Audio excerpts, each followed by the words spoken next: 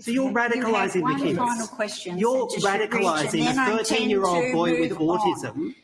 Has anyone been held to account? Have you been held to account? Okay. Has the undercover operatives been held to account? Has anyone been held to account for this? Your final question. So just in relation to that question, it was not our position, not our intent to You did it. If you can let me finish the question, Senator. The person was on the path to radicalisation long before we became involved, long before Victoria Police came involved. It was the AFP who recommended he become a sniper and a suicide bomber.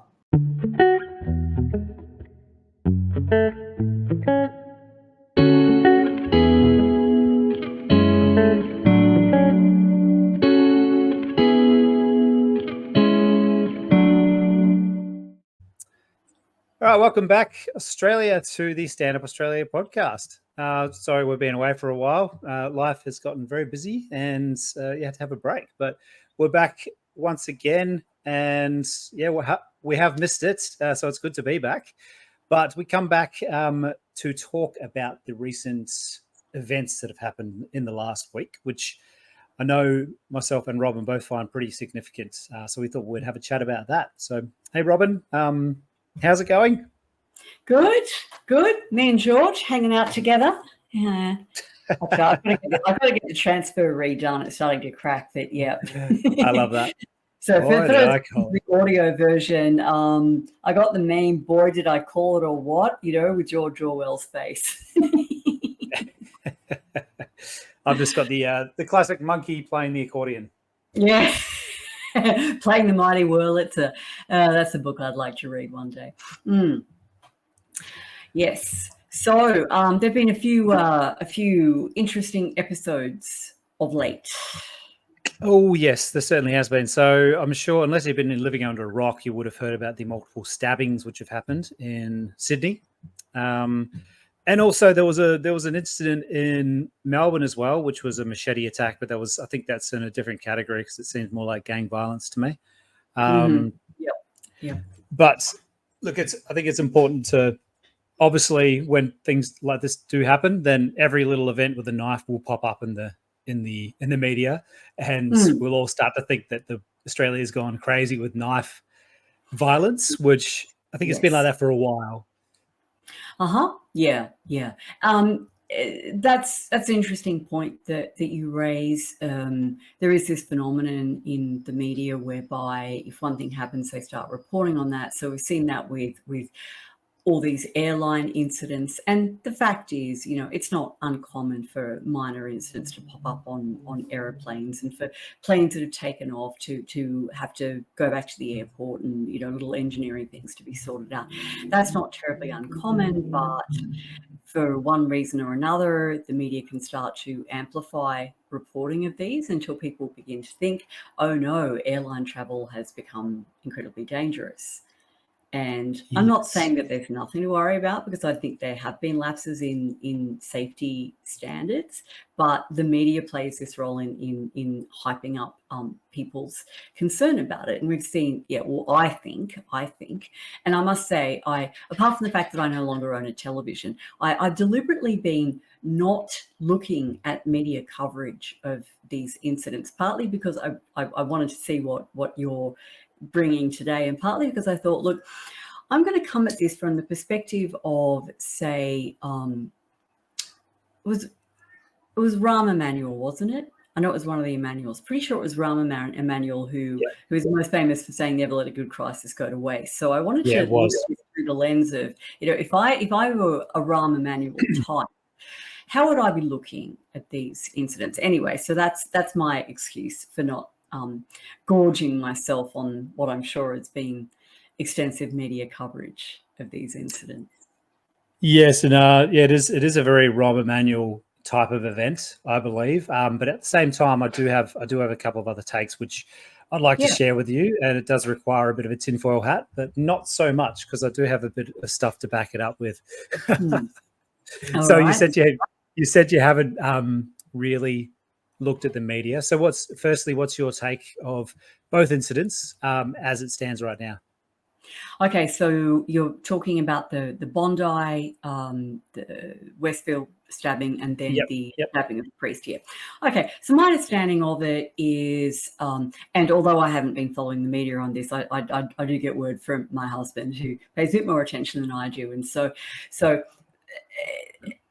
the understanding of it that I have up to this point is that a guy with an established mental illness record, who was meant to have been involuntarily committed here in Queensland, somehow escaped that order and fled to New South Wales, and then went to the shopping centre, the Westfield in Bondi Junction, and went on a stabbing spree. So that's my understanding of it. The incident with the Orthodox priest, again, my understanding of it is that he had been very outspoken about the lockdown. I don't know what the rest of his preaching is about, but some young man broke into the church and violently attacked him with a knife. And then there was an incident later on where young male members of that religious community got involved in a fracas with the police, and I'm not sure what's going on there. Again, these are the little smatterings that I've heard. So, all right, Yeah. How am I going? No, I think you've got it. You did bring up the whole that he was supposed to be involuntary admitted into a mental institution. I haven't heard that part, but I'll have to do a little bit more reading on that. I think the first thing is this stabbing that happened. What was it? Monday, was it, or Monday or Sunday? I can't remember. I think it was a Sunday, wasn't it? Yeah. So funnily enough, I know of a few people that actually knew people or were there or knew one of the victims. So it's not close to home for me, but it's funny how many sort of like people interconnected to the incident, and it has rattled people. I know my wife was pretty rattled by it, just because obviously in Australia it's not something you do expect to happen. No. You might think that's something you'd see in Europe. Happens all the time now. You see that happen every couple of months. London is infamous for knife crime. Yeah, but Australia, it seems to be coming here. So there's the whole starting of it is this guy Joel Couchy, I think his name was. So he's, the interesting part about it for me is I've done a little bit of research and I've looked into what this guy was about. And he was homeless in Toowoomba for about 6 months, living in a park. And he used to go to must have been like some sort of community kitchen. And the guy who ran it was talking about how nice of a guy he was, how nice-tempered and polite he was, and well-dressed and all that. And you see his interactions with people through Facebook and social media, and he seems like he's just trying to make a go of it, trying to make friends. He's obviously quite awkward. He's got schizophrenia and probably, by the sounds of it, some sort of Asperger's as well, possibly. So a bit of an awkward character, bit of a fascination with knives. But at the same time, and I'm going to cut right to the chase here. At the same time, it doesn't really make sense to me, all this stuff. And he seems like the perfect sort of candidate for a bit of federal police involvement before the actual attack itself. So he seems like the perfect mind to mold into someone who you could get to commit some of these crimes. And I sort of referencing a case that's going on in the States right now with the governor, Gretchen Whitmer, how the FBI had orchestrated a whole kidnapping plot against her and gotten a couple of extremists they weren't even extremists at the time. They were actually leftists, believe it or not, who were over the current state of affairs in that state. And they orchestrated the plot and then arrested them at the last minute, and then it was all through the news. So that happened with the FBI. It's not the first time it's happened. The first World Trade Center bombing was the same. Yep. For those who want to read up on this, the book, The Terror Factory Inside the FBI's Manufactured War on Terrorism, by Trevor Aronson, published in 2014. And the guts of it is that I'm just reading the Amazon review, or the Amazon summary, which doesn't have the information that I want. But if my memory serves me correctly, 14 out of the 22 major terrorism cases that the FBI claimed to have cracked were actually essentially manufactured by the FBI since 2001. And so he doesn't go into World Trade Center 1 bombing. The bombing of the World Trade Center back in the 1990s. Yeah. I think it was 1991, I believe. 91. Yeah. So this, you don't need your tinfoil hat for this. You just need literacy. You need to be able to read. So we know that the FBI is doing this. The question is, are Australia's security or intelligence services doing this? And my question would be, why the hell wouldn't they, given the close connections between our intelligence services, the fact that we're part of, the Five Eyes, so we're all sharing info with other intelligence organizations from other countries. So, okay.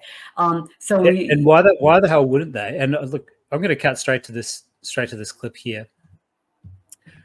And this is Senator Shoebridge grilling the federal police head about such things that have just happened. Now, listen to this. I'm not sure if you've seen this, but this is absolutely shocking.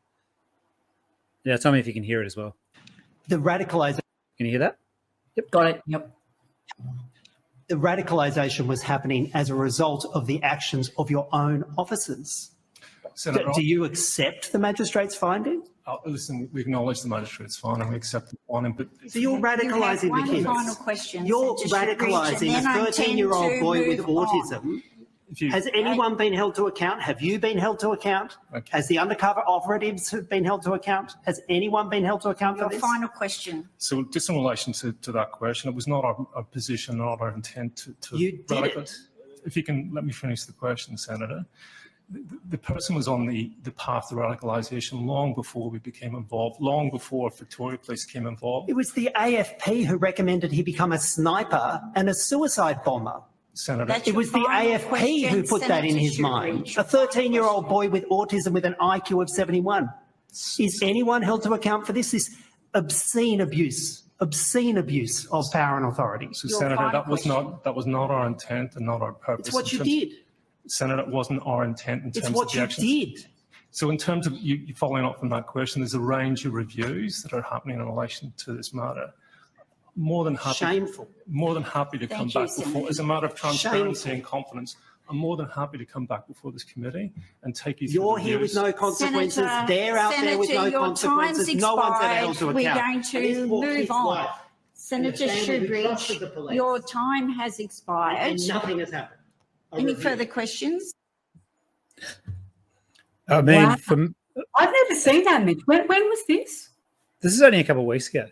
And it's really good to see Senator Shoebridge really ripping into this. I haven't had the best impression of him in the past, but well done. Okay, so that was a nice find, by the way. So, all right, folks, take off your tinfoil hats. You don't need them. We've got proof. They do this stuff. They do this stuff. And if you look at perfect example for me is Sirhan, who was supposedly took out RFK Jr. RFK Jr.'s dad. He doesn't remember anything from the day. No. Even RFK Jr. thinks he's innocent. He definitely had a gun. He definitely fired a shot. The autopsy report shows that not a single one of Sirhan's bullets actually penetrated Robert F. Kennedy. The kill shots came from the back, and there's at no point was Sirhan behind RFK. He was always in front of him. He was always in front of him. He definitely got shot from behind. And they call this type of thing is it a Manchurian candidate, where they will program people and they can do this. And there's documented proof that they can do this, and they do it. Polka dot dress. Yeah. So all they need is some sort of trigger, like a trigger word or something. And so Joel Couchy on the day actually went to the shopping center and left. He was in some sort of verbal altercation or something like that, and he left and then came back. afterwards. With Now, a knife. With a knife. And if you've seen the videos, he's wandering around the actual shopping center with a knife, calm as all hell. And he's dodging every single male he can see. Males getting in front of me, he just dodges them. He doesn't even really look at them. He just sort of goes around. I've even got this little clip from, where are we? I got this little clip here from Ben Fordham, and this just talks about a guy who helped out in the day and just how Joel Cauchi said at the time. Is that the first indication of trouble? Yeah, correct. Yeah. So we're in the shop and I just heard women screaming and kids screaming and looked out. I thought, what's going on? And we looked out the front and just saw all these like hundreds of people running. So what did you do? Yeah, so we saw all the people running and we thought, what's going on? So I ran towards the commotion because, you've heard women and kids and stuff screaming. And so we ran towards it. And as we were going towards the commotion, this bloke, he's walked around the corner just really casually with just like he was walking in the park. And he had walked around the corner and I noticed a massive Rambo knife in his hand. I looked down at the Rambo knife and I've looked up, looked at him, looked him in the eyes. He's looked at me. We're only a few metres apart, and I don't know why, but he just wasn't targeting men or what. But he looked at me and just kept going, like just a really deranged look on his face. Right. So obviously he's reacting to. To be honest, it looks like he's targeted women, and. Well, which you could say that's a perfectly rational choice. Women are weaker and easy to overpower. If you're a guy with a knife, you don't want to pick on another guy. He might disarm you and use your knife on you. So there's kind of like, there's a simple level explanation of that. But I think what you're getting at is that there's a potential other explanation, which is that he's been kind of mentally programmed or some sort of suggestion technique has been used to have him target women, and you can imagine that makes for that opens things up to a whole different line of sort of explanation in the media. Like he's been on 4chan, he's been radicalized by incel stuff. He hates women, blah, blah, blah, as opposed to... Exactly. Yeah. Because you and I both, I think we're on the same page about how this is going to be manipulated, right? Which is, guess what's coming up for consideration again? That would be the Orwell, the 1984 bill, whose correct name is the disinfo bill. Yeah. The disinformation bill. Which is very. That's not the exact name of it, which escapes me right now what the exact name of the bill is, but we all know what we're talking about. The ACMA amendment, whatever the heck it's called. Yeah. Yeah, the big long name that doesn't sound as scary.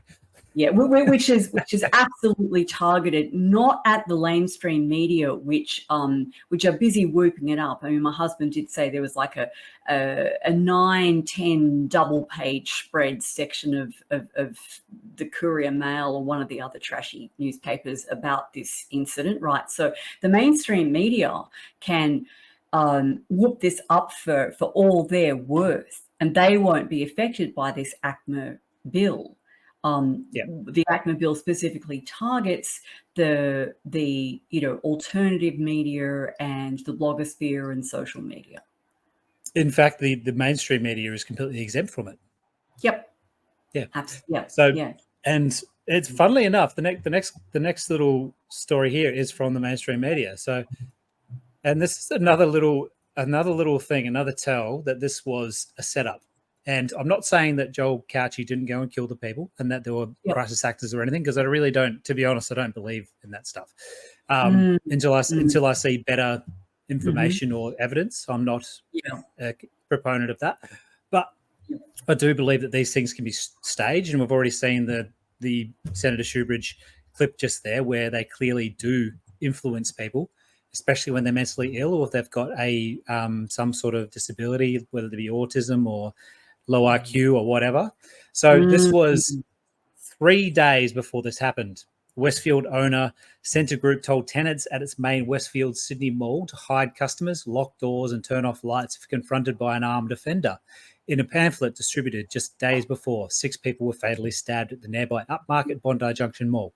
So this is a flyer that was put under the doors of all the shops in the centre to be on the lookout for any armed intruders. Now, this is a standard thing that happens. This is something they're required to do by law anyway, to have this training for people. But the fact that it came 3 days before, and I'm not saying that they are involved in it, the centre management, but I do believe they've probably got a tip off, to just say, look, hey, it might be time to just update your staff on this. So they've obviously done that, and I think that's been to limit the amount of people that were injured or killed in this, so they can still make the point without it being an absolute disaster.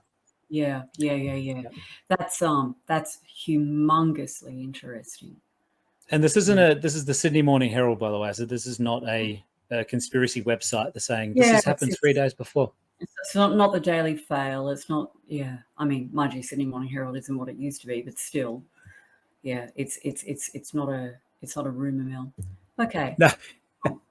In that, just on the topic of how might this be pulled off. I mean, aside from this kind of online the manipulation, the radicalization that Shoebridge was talking about, that's really well documented in the Terror Factory, that was the evidence about what was done to the poor saps in the Gretchen Whitmer case.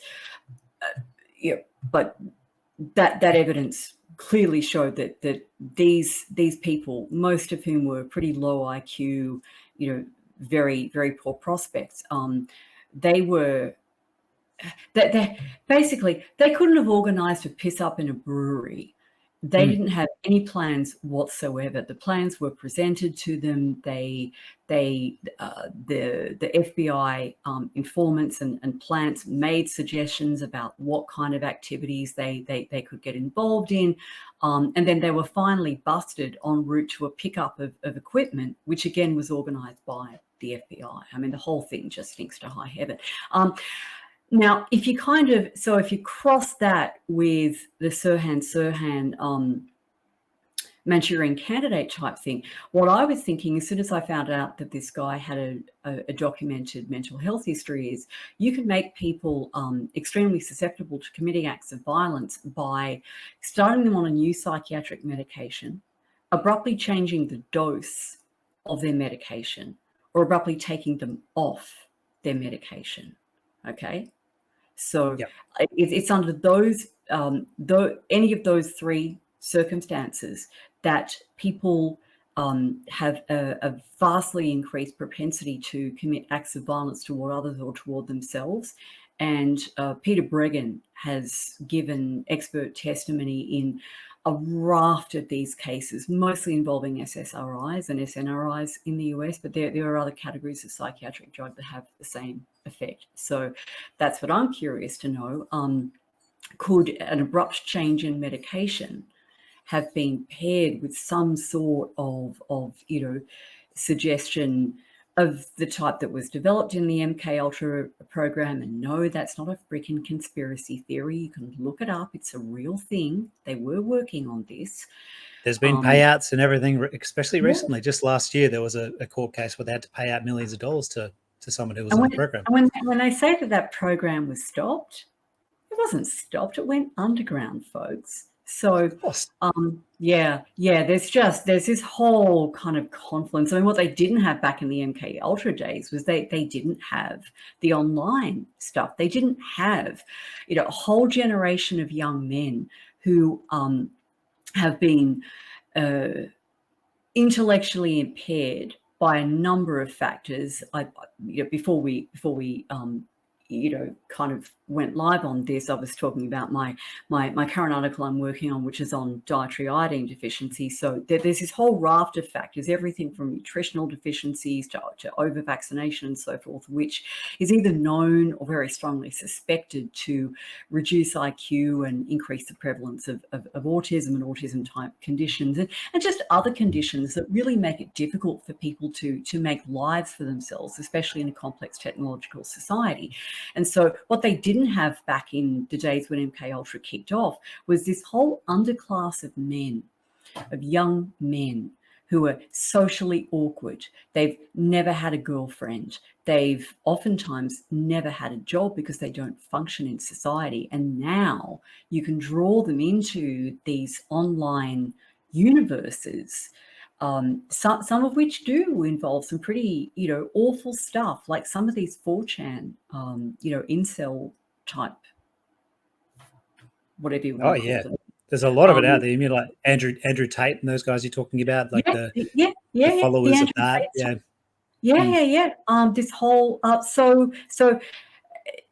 didn't have that when MK Ultra was kicking off, and who the hell knows what role the people behind MK Ultra had in the development of the various social media applications. I mean, Google was a DARPA project. There's a lot of suspicion about Facebook, the fact that who was it who had the LifeLog? LifeLog was the CIA, had the CIA. LifeLog. Yeah. Okay. So that was in In-Q-Tel, and now In-Q-Tel is a direct funder of Facebook. No, they're not. No, through Peter Thiel. So Peter Thiel has the connection from Facebook to the CIA, and he also has he also has Rumble. He's one of the main backers of Rumble. He's actually one of the main backers of Rumble. He is. He's one of that's the scary thing is Rumble, but the his company, the spying software, what's it called again? I know what you mean. Yeah. On the tip of my tongue too. So I'm just gonna have to look this up quickly. Starts with a P, doesn't it? It's gonna drive us both crazy. It's from Lord of the Rings. So Palantir. Palantir, yeah. Palantir. Yeah. Okay.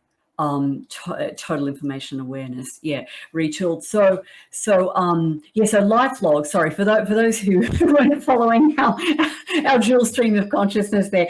LifeLog was a project that was developed to try to get people to kind of essentially document their entire lives online. And then the day that LifeLog, and they invested a ton of money into all this, and the day that LifeLog was retired was the day that Facebook launched.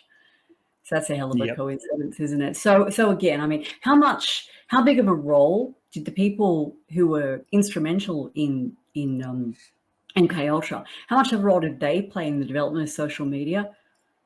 Your guess is as good as mine, but my guess would be a really, really huge role. Okay, so now you've got this extra tool. You've got various mind-altering substances. You've got various kind of techniques of mental suggestion, of rapid trance seduction, this sort of thing, and then you've got the social media sphere that kind of sucks people with limited social skills and limited prospects in, and kind of feeds them these very distorted messages. Yeah, the powers that be are creating these issues. They're creating them, and they're creating the I guess the anguish and all the negativity behind it. I mean, just springs to mind this year with the massive amounts of immigration we've seen, mostly from countries like India and other developing nations, bar a few. But this is having a big effect on people. They're starting to see their standard of life, their standard of living go down. Everything's more expensive, and a lot of it is to do with this immigration. And then you get the next stabbing event, which was the terrorist event, which I've seen online. I follow a few right-wing and nationalist groups as well, and I've seen them really kick off recently after the last couple of days, just saying immigration. So it seems to be really pitting that sort of nationalist view against any Muslims or any immigrants. I guess any immigrants that aren't of European descent are going to be targeted now, and it's really feeding into the government's hands when we've got this new disinformation bill coming up and digital identity as well. One of the comments I've seen about the first stabbing in in Sydney and at Bondi, which we were just talking about, was the fact that there needs to be a better register of people with mental problems such as schizophrenia, so they can link up better with the police, so we can prevent these things from happening. So how do we do that? Through a digital identity. And this also feeds into the NDIS drama as well at the moment, because NDIS is under a lot of pressure to explain why everything's so expensive, why there's so much money going to this. This will feed into that. Giant budgetary black hole. Yeah. Yes. But what a better sort of case for the NDIS than to say, hey, you know, because the NDIS will be able to prevent things like this in the future from happening, because we'll be able to help more people. So, and to be honest, I think the NDIS in its purest form is a great thing, because I think there are a lot of people that need the help, especially with a lot of the stuff we've seen through, whether it be jab injuries or what you were talking about before, iodine deficiencies, which are directly caused by society themselves and the way we live. We need to be helping these people. I do believe it's childhood over vaccination. Yep. Definitely. So I've kind of lost where I was going now, but so the NDIS issue. So I think what you were about to say was that we need NDIS, but yes, this is going to be fed into. Obviously, if you're the NDIS, you need to go onto a register, which we will document your mental health issues or whatever other issues you've got, so we can then hand it on to the police. It's the same thing in the States. If you are going to buy a gun, then you need to go through a mental health check and all that sort of stuff, which is not a terrible idea, you know, if you're going to be buying a gun. But at the same time, this does lend itself to just more totalitarianism, which is really where they want it to go. And I also, sorry to interrupt. Go for it. See a very, very strong probability that this will also be a justification for more mental health screening within the schools. So that, so that if you're sending your kid to school, you don't know on any given day when there's going to be either teachers who are administering some type of test or some outside supposed expert coming in and administering various tests of whether it be mental health, propensity to interest in so-called extremist content.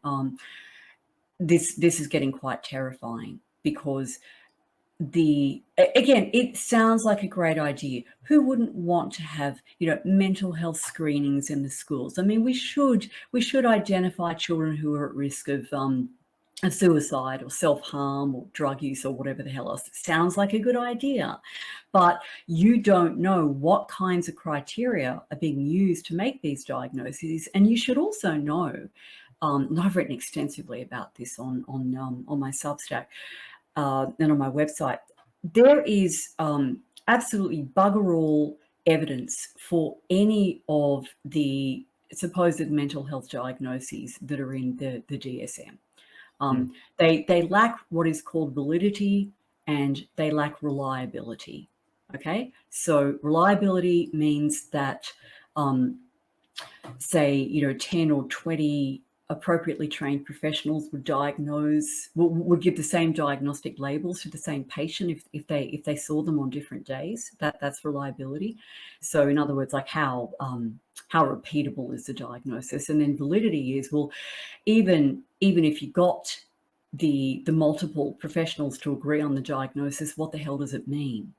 Okay. In other words, is there any, are you just describing certain behaviors, right, as opposed to identifying what are the underlying mechanisms behind this?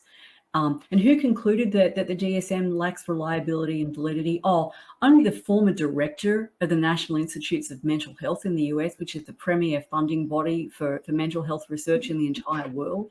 He's the one who said the DSM categories are basically a crock, right? And he reoriented the National Institute of Mental Health he reoriented their research budget away from the diagnostic categories of the DSM. Am I correct to say that the DSM was authored by Merck originally? There was very heavy input from not just Merck, but a whole range of pharmaceutical companies. And there's a great book called Cracked by James Davies. I'm looking for it on my shelf. Cracked. Hang on, here it is. This is the best, most concise read that I've ever found about that process of the DSM, the Diagnostic and Statistical Manual. It's a cracking read. Pardon the pun. Yeah. So the DSM is an absolute crock, and so any kind of mental health screening that's based on DSM categories is therefore also a total crock. And you know exactly what's going to happen to anyone who is unlucky enough to be saddled with one of these diagnoses. They will be put on medication, and then isn't it funny too? Like, you said this is authored by the pharmaceutical companies. It's just this circular economy, isn't it? So what do you think they're going to recommend? You get caused the disability, the mental. Which, by the way, actually does improve mental health. It's insane. It's the perfect business model for. It is. I mean, obviously, it's completely evil. It is. It's an endless creation of your own market, multi-generational too, of course, because we now know that women who take SSRIs during pregnancy, their babies, their offspring are more that they actually have developmental abnormalities essentially in the wiring of their brains, and so they are at a higher risk of both depression and anxiety.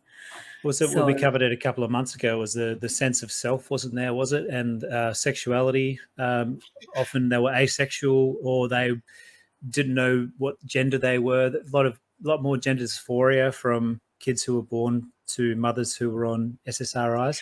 That's right. I'd forgotten that. Yeah. Isn't that just absolutely scary as hell? Mm-hmm. Well, I mean, yeah, like it is very scary. It's very scary. Luckily, I think people are, especially after the last 3 years or 4 years now, sorry, a lot more awake to these issues. So they're probably, I wouldn't say the majority yet, but a large minority are really thinking about what they put in their bodies now. Yeah, that's good to see. I tell you what, going Amish is looking better and better. Yep. The lack of autism there is pretty striking. So now we obviously this is all coming to a crescendo with the disinformation bill, and this is what's happened now directly after these stabbings. Australia has issued formal notices to Facebook and X ordering them to remove vision of the teenager stabbing the bishop within 24 hours. The demand is from the E-Safety Commissioner, who has voiced grave concerns about recent online content that once seen can't be unseen. From TikTok to Twitter, social media has been awash with uncensored content in recent days. From Westfield to Wakely. The same vision that police say fueled a riot. People saw that, responded, and unfortunately we ended up with a public order incident. Across both incidents, hate speech from the anti-Semitic to the Islamophobic. The so-called religion of peace, a Muslim. Spouting mistruths to fake news, like reports last night of a knifeman at Penrith. Rumours can spread in the community and start disharmony or a breach to the public order very quickly. Twitter has started labelling some content as false, while TikTok and Facebook are slapping videos with sensitive content warnings. This is really devastating content that cannot be unseen and can cause serious emotional, mental and psychological damage. The E-Safety Commissioner issuing formal removal notices to X and Facebook, ordering the platforms to remove explicitly violent content posted after the Wakely terror attack, expecting it to be removed within 24 hours. I will not hesitate to use further graduated powers at my disposal if there was continued non-compliance. Taylor Aiken, 7 News. Okay, so this lady's really shot into the spotlight, hasn't she? She seems to be I was wondering, you know, I was just before she popped up, I was just searching on another tab. What is the name of Australia's e-safety commissioner? Because you remember seeing her at WEF, don't you? Yep. Yeah. Julie Inman Grant, her name is. Yep. And yep, folks, look it up. WEF Julie Inman Grant, and have a listen to what this woman has to say. So this was an interesting clip when I saw it a few months back. This is Malcolm Roberts and at a Senate hearing, and he's grilling this woman who I'd never heard of before. I'm like, who is this lady? Turns out it's Julie Inman Grant. Thank you, Chair. Thank you for being here today. Thank you. Did you attend the World Economic Forum planning session in Davos last month? And if so, was that in your personal capacity or as the e-safety commissioner? I attended the World Economic Global Summit as the e-safety commissioner, and I achieved more in 4 days than I could in 4 years because I was meeting with senior technology executives. I was talking directly to the people who were building AI and immersive technologies and asking directly to the decision makers what they were doing to make their platform safer. And I was sharing really our leadership and our model in terms of how we're tackling. I think we're the ones that safety. should be assessing whether or not you're justified. How many staff accompanied you and what was the cost to taxpayers? I will take that on notice. I had one staff member accompany me, and I supplemented that with trips to Brussels, where I met with European Commission officials, and to Dublin to meet with my fellow regulators in Ireland and the UK. So it was a very productive trip.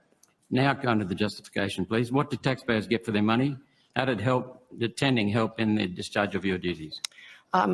Well, one, I had access to the presidents of most of the major technology companies, the CEO of OpenAI. I was able to ask him what they were planning to do to build safety into this. Anytime that we can influence the decision makers at this level to make technology safer. Now you run an online better. Agency, right? Couldn't you have done this online?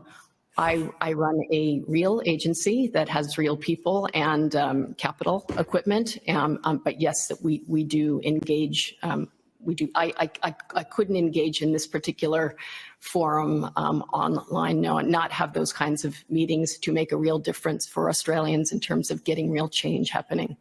Okay, referencing your panel session at Davos, your office has just sent Twitter a notice regarding their allowing hate on the Twitter platform, including allowing previously suspended users back on the platform. Yep. Can you give me examples of Australian accounts that X has allowed back on that your office objects to? Well, so the online hate notice looked at the range of trust and safety governance steps that they had taken, including firing 80% of their safety engineers, more than half of their content moderators, and 80% of their public policy personnel. So the people that actually look after the safety. We did ask them, it was reported that 62,000 previously banned users, and to be permanently banned on Twitter, you have violated the policies pretty egregiously a number of times. So we asked them the question, and they responded. When we asked about the 62,000, they responded with 6,100. We assumed that meant they reinstated 6,100 previously banned Australian accounts, which wasn't in the manner and form of the notice and the question in which we asked them. But they didn't name what those specific ones were, but they did tell us that there are no additional safety provisions, even though they have been permanently banned for online hate in some cases. It seems to me, Ms. Grant, that you're assuming the previous bans were in order. Have you explored those previous bans before coming to that judgment? Well, so Twitter, as the company, had a whole range of policies, including a hateful conduct policy. They remove or they. So you haven't. What you've done is you've gone off their interpretation of their policy, even though we know they were biased. Well, that's the only thing we can do, Senator. Could you come back to my question, please, and give me examples of Australian accounts? Senator Roberts. Give me. I appreciate that you're somewhat agitated, but if you could please respect the witnesses and allow them to answer. Well, I'd like the witness to give me examples of Australian accounts that X had allowed back that your office objects to. That's my question, and you haven't answered it. I didn't ask them specific questions about which accounts that there were. I asked for the quantum of the numbers. Okay, thank you. Right, if you want to watch the full clip, it's in the show notes. But it really is a really good window into who this woman is, and it's not looking good. And this woman will, let's be honest, if this bill goes through, she'll be one of the most powerful people in Australia, and it looks like she's been groomed for this position for quite a while. So this is her We Protect Global Alliance page here. So Julie Grant is Australia's e-safety commissioner. In this role, Julie leads. Do you recall asking anyone to be protected? You know, when you signed up to Twitter, Facebook, you know, freaking LinkedIn, do you recall thinking to yourself, God, I really hope that there's someone protecting me when I go online? Because you know what? I never did. So who is this woman? You know, why do we even have an e-safety commissioner, right? I understand that there are various, you know, corners of all these social media platforms where some people with opinions and viewpoints of the world that I find quite objectionable hang out. So you know what? I don't go there. I don't read their content, right? Can you do that? I thought you had to read it. Yeah, like I just don't bother reading what they have to say, right? And so I'm not affected by it. You know, this is a very Grant or anyone else to keep me safe. I'm a big girl. I can do it for myself. This whole online safety thing. I believe it's exactly like the virus hypothesis. So when they say a virus can make anybody sick, anybody, doesn't matter who you are or how healthy you are, how much good food you eat, you can still die. So this is exactly the same thing online. We need to get rid of this evil content, because if Joe Bloggs is sitting there and he's just come from church and he's a good guy and he's been out and he's done all his volunteering for the day, but he comes home and all of a sudden there's a neo-Nazi video that springs up on YouTube, he's going to watch it and he's going to turn into a neo-Nazi because it's contagious. If they got rid of all that hateful content, how could the feds entrap people into these hate-filled communities and generate more ops? You know, it'd be terrible. How are they going to justify their jobs? Business model. Yeah. Anyway, sorry, I interrupted you while you were sharing Julie Grant's fabulous bio. Well, it says here, Julie's been extensive experience in the non-profit and government sectors and spent 2 decades working in senior public policy, safety roles in tech industry at Microsoft, Twitter, and Adobe. So Julie's also the chair of the Child Dignity Alliance Technical Working Group. She was recently designated one of Australia's most influential women by the Australian Financial Review and leading Australian in foreign affairs by the Sydney Morning Herald. In 2020... But what is a woman, Mitch? Yes, what is a woman? Funnily enough, she's being challenged in court at the moment by someone in the States who asked that same question but got banned off Twitter. So apparently he's just won the case. So in 2020, the World Economic Forum and Apolitical designated the commissioner as one of the Agile 50, the world's most influential leaders revolutionizing government. And if you I want my government revolutionized by unelected people that I never wanted, where I never wanted their position in the first place. I don't. Why?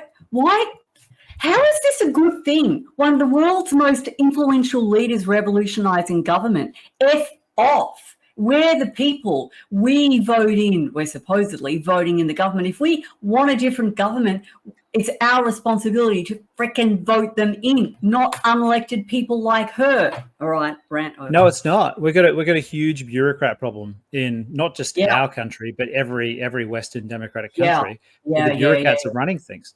The overgrowth of the administrative state. Yeah. I got my husband the box set of Yes Minister and Yes Prime Minister, and we just sat down and watched 3 eps the other night. And oh, Jesus Christ, you know, it's too real.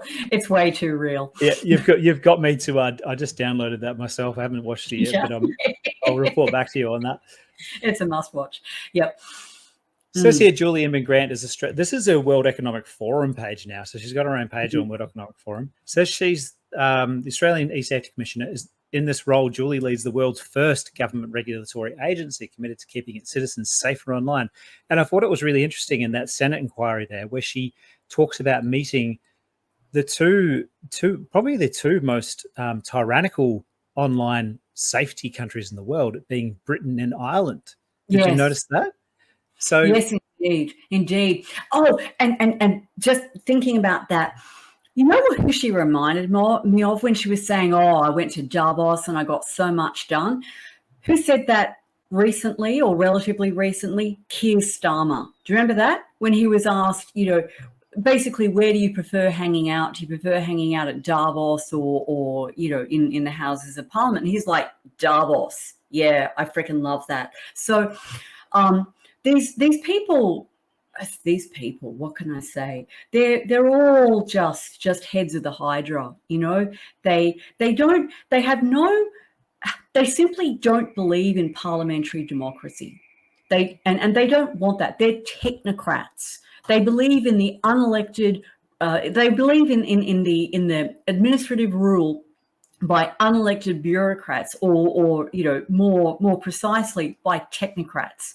A society run by engineers and managers. Yes. That's who these people. Oh my God! Look at the photo. Oh, I mean, who was it? Who was the? Sorry, I'm very mouthy today. I find this really offensive. In particular, I mean, I think this woman's just offensive on every level. But what I find massively offensive as a woman, right? And yes, I can define that without being a biologist. As a woman, I find it unbelievably nauseating that people like this creature are being pushed forward as role models. Oh, look at this powerful woman. You know what? I don't care whether she's male or female. I detest people of her ilk. I don't want them anywhere near the levers of power. Oh man, I'm really ranty today. Okay, sorry. Back over to you. I'm sure you've seen that meme, right? I can't remember what it was, but it's all about, war being bad, but at least now the person who killed me is a woman. Yeah, the guy who's born where bombs are being dropped on his head. There's a female pilot. Well, at least the bombs are being released by a woman. So that is progress. That's progress. This is how easily led, and we go. But this is almost MK Ultra itself, isn't it? How easily led society is just by saying, "Oh, look, the head of the CIA, let's say, is a woman now. Oh, the head of the FDA is a woman. The head of the all these, the head of the Reserve Bank now is a woman. Now you got the head of all these tyrannical institutions. They're like, we'll put a woman in charge, because at least then we'll have at least one side of the population on our side. Oh yeah, isn't it great? So much better with lipstick and high heels. It's the nicer version of tyranny. And it reminds me of Eisenhower's farewell speech, where he talks about beware of not only the military-industrial complex, but the scientific technocratic elite. And that's often a part of the speech which is left out, which I find... It is. You're right. Yeah. I find that a lot more scary than the military-industrial complex, because, I mean, working hand-to-hand, I believe they are now. What's it called? Is it fourth or fifth generational warfare? I think you're up to fifth. Yeah. Fifth, yeah. Where we're now in active warfare against the populace. So they are one and the same thing now. Yep. Now I'll just find out where I am. So obviously what she's trying to do now, now we'll just get back to that. There it is. So she's trying to get to a point where she can shut down whatever she wants online and make it illegal. This was published yesterday, and it says Australia's online safety watchdog is powerless against inflammatory, anti-Semitic and anti-government sermons because the current laws are limited in the face of rapidly growing hate online. So it goes on later on here to talk about the fact that the spokeswoman for the E-Safety Commissioner explained the agency's hands were tied on the content, but said the Online Safety Act was being reviewed this year. So the Online Safety Act is now the disinformation bill. So they're getting to this point now where they can do exactly what they did in New Zealand after the Christchurch shootings and ban the video. And if you watch it, if you possess that video or you watch it, you go to jail. You can still watch it here. And the reason they don't want you to watch that video is because the gunman is clearly not the only guy there who's orchestrating the event. Not only that, but he's most probably a Manchurian candidate, mind-controlled MK Ultra. And people who are watching that footage might start to wonder, hey, like, what the hell is going on? There's something that doesn't add up in this. And it's very clear that the objection to the sharing of this content on social media is not kind of like the gore factor, right? Because the mainstream media loves to dwell on the gore, the photographs, the sort of reconstructions of the crime scenes, all the rest of it. The newspapers will devote pages and pages of real estate to this kind of thing. So it's not the gore, it's the fact that on social media, people can see, and look, I'm fully aware that videos that are shared on social media can be chopped up, edited, touched up. For God's sake, they can even be just completely generated from whole cloth now with AI the way it is. But it is possible for unaltered footage to be shared in a way that would not be done by the lamestream media, right? Because they're always going to have some kind of slant on it. So that's the real objection, right? People might be able to gradually sort of reconstruct something like the truth of the matter if they have access to the raw footage rather than the filtered version that comes to them through the lamestream media. They can piece it together themselves, and it's not about protecting the population from online hate or disinformation. What is it? Malinformation. So what it is, what we've got here is malinformation, stuff that's true, but it's going to be detrimental to the government itself. So the whole thing is not about protecting you. And I know anybody who's watching this podcast probably knows that already, but whoever doesn't know that, then this is the real reason for it. They do not want you being a threat to them, and they see more and more of it going on, whether it's a terrorist attack from if you notice how she didn't say for the video of Joel Couchy walking around the Westfield to be taken down. It was only the Muslim attacking the priest to be taken down, because that's going to cause pandemonium, which it did, and rightly so as well. Young kid, 16 years old. I wouldn't really read too much into that incident itself. I would say it's more one of the first things I learned in journalism when I was studying that was they do not discuss suicide in the newspaper. So if something's printed, they don't do that. And there's a reason for that, because it can be contagious. It can be a mind virus. So it's the same thing with these things. Someone comes out with a knife, some impressionable 16-year-old kid, and this, to be funnily enough, this kind of plays into the hands of their argument a little bit, because this kid's probably seen that and been like, hey, that's a good idea. I'll go and stab this guy that said something about Allah, which he did maybe 2 weeks earlier. Okay. So things like this can happen. But in the end, they're trying to stop any sort of threat against the government. And this next clip here from Paul Joseph Watson is really, really eye-opening, because this is something that's just happened in Europe where these rules about online censorship have already come in. We're still under the illusion that we live in a liberal democracy. Prominent Conservative politicians, including Nigel Farage, Viktor Orban and Eric Zemmour, were featured speakers at a 2-day National Conservatism conference to discuss the dangers of mass migration and the EU's attempt to further centralise and consolidate its power. And the local mayor ordered it to be shut down and sent in the police to storm the venue.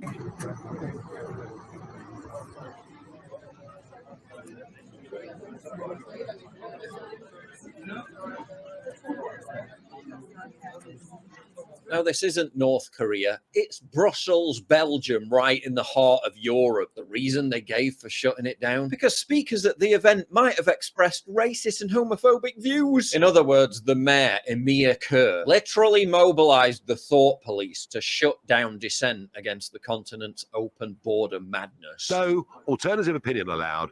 This is the updated new form of communism. And you know what?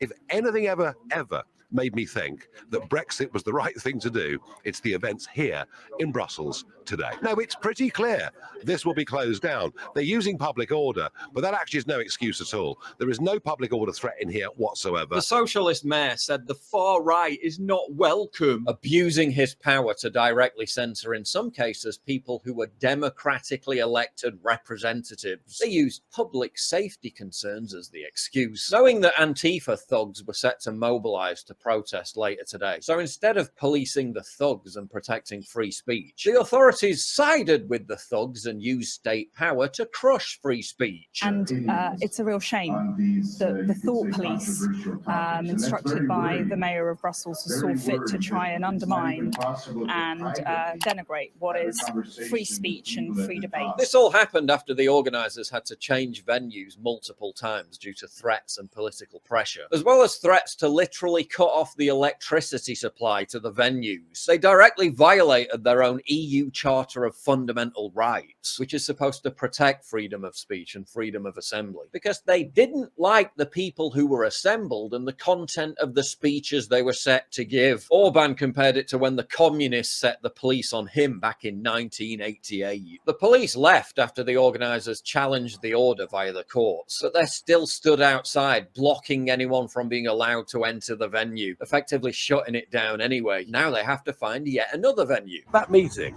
over the next 2 days, you've got the Prime Minister of Hungary, you've got a bishop, you've got members of the European royal families coming, well-known international businessmen and women, politicians, leaders of parties that will win European elections in countries this year, in June. And yet, because they're questioning ever closer union, because they're questioning globalism, they're literally being shut down. This is like the old Soviet Union.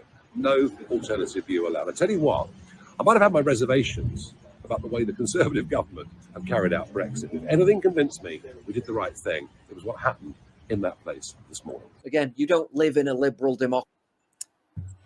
The emphasis there is on the shutting down of, right-wing speech, whatever the hell that means. But I know you're a Grand Theft World listener, so you probably know that similar thing happened in Germany, where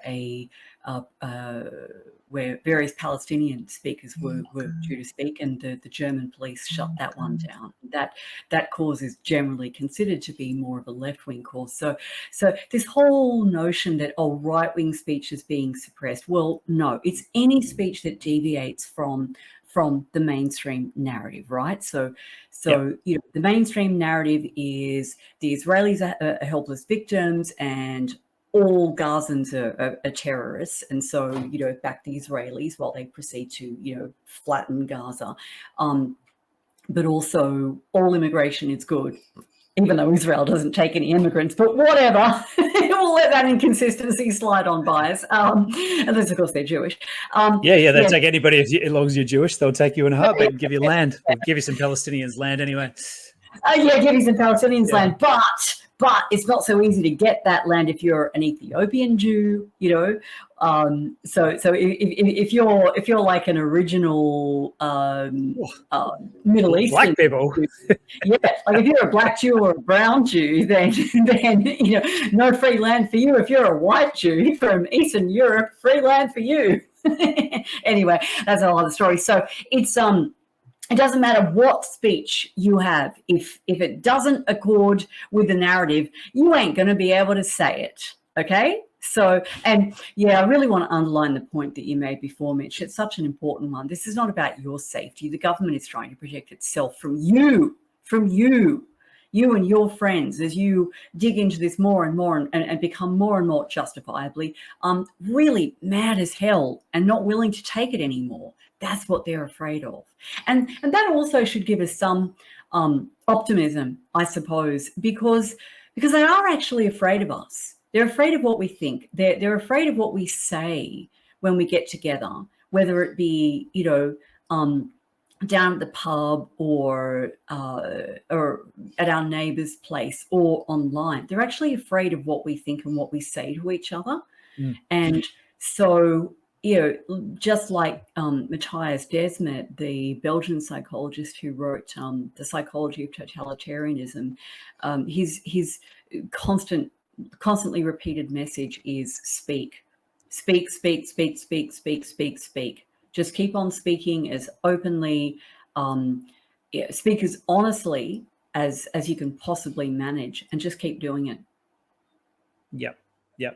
Please keep speaking. Please keep speaking. I read a Meryl Dorey article on Substack the other day where she talks about, if you don't want to speak, get a T-shirt. Get a T-shirt that has something on there, like your T-shirt.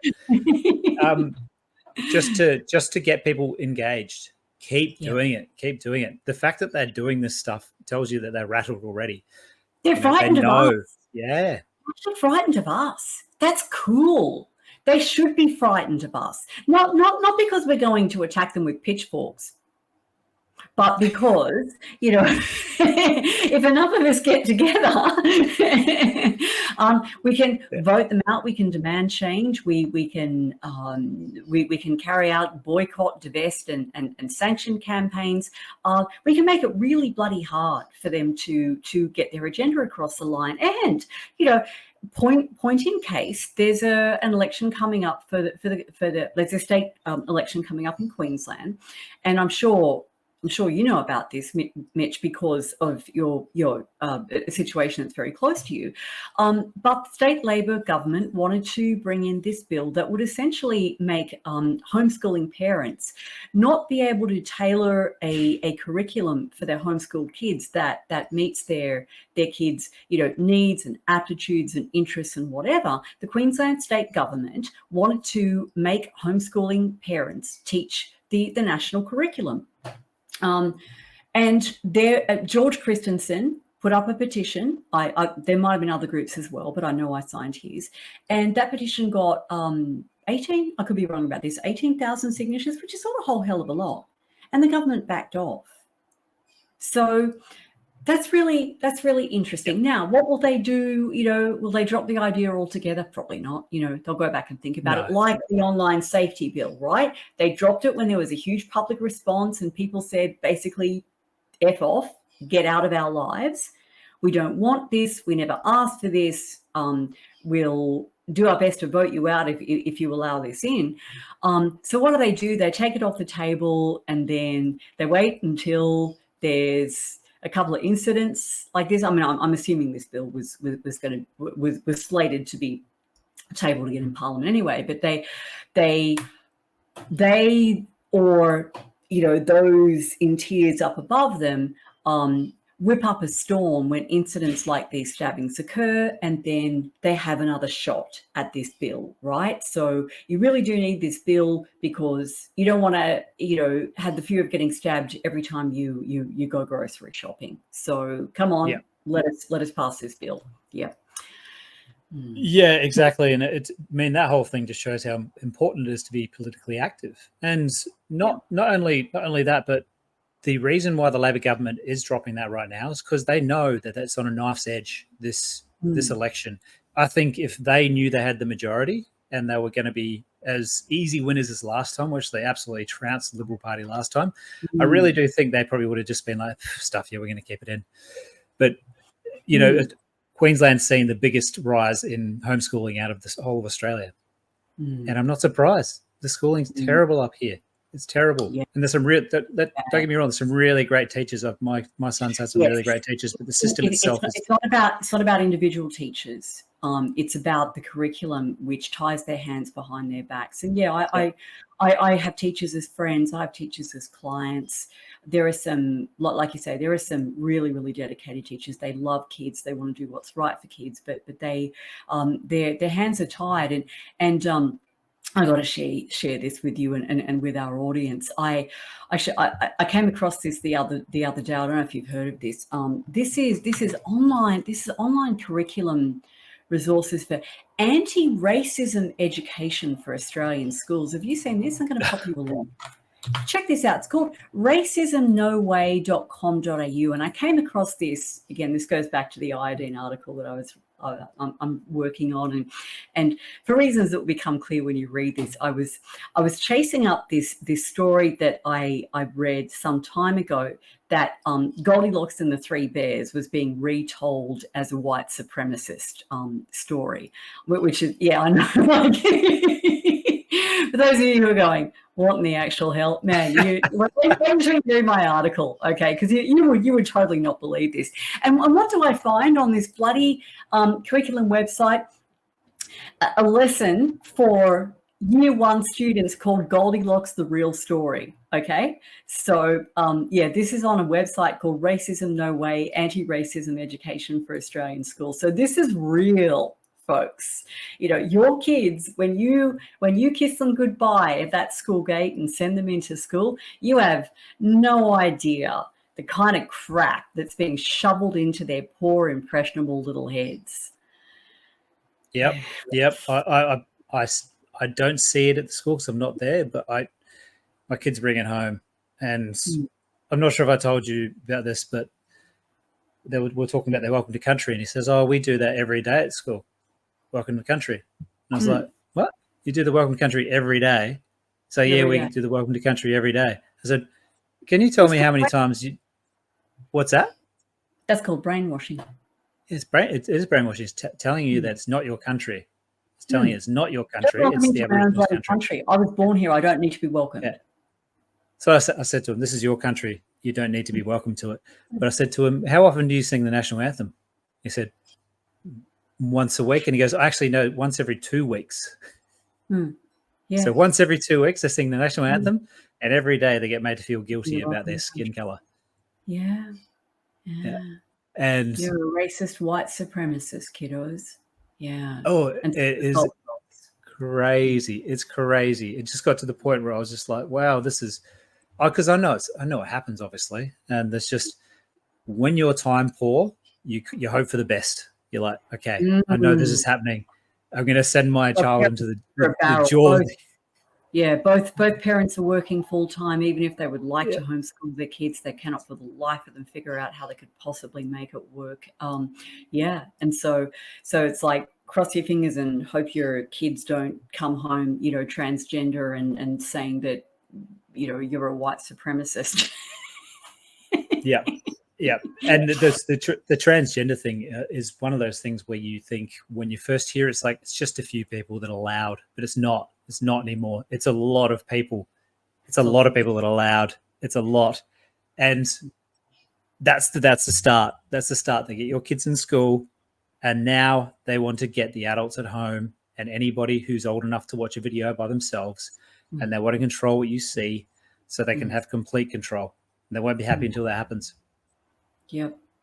Yeah. So get loud. Let your voice be heard. If so, okay. If you finished with the tinfoil hat there, you got anything else for me to ponder in relation to these incidents? No, I think be very vigilant in what you see over the next little while, because this won't be the last. I'm absolutely certain of it. I think we're gearing up for something rather large. Whether it's here or overseas, I'm not so sure.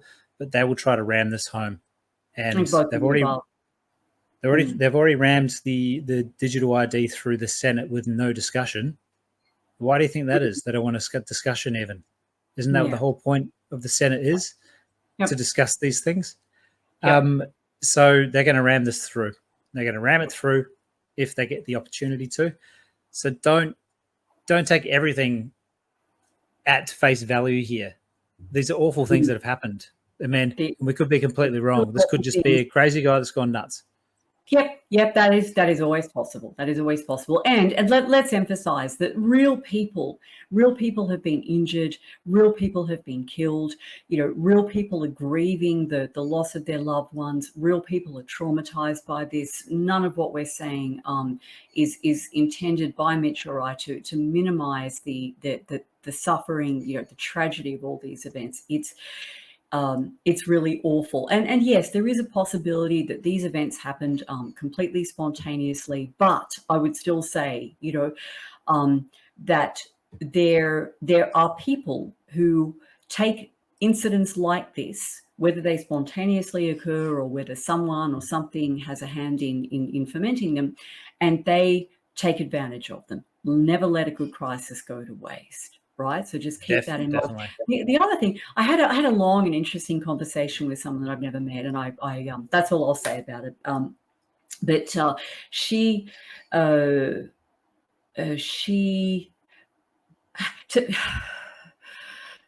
the upshot of this was that there is let's just say there's a line of thinking that one of the major emphases in terms of issues that are going to be used to divide and conquer the population presently is setting Christians against Muslims. Okay, now that's an oldie but a goodie. So, but let's just broaden this out further and say divide and conquer strategies are extremely popular with the powers that shouldn't be. There's a long history of using these, definitely goes back to at least Roman times, but probably before that.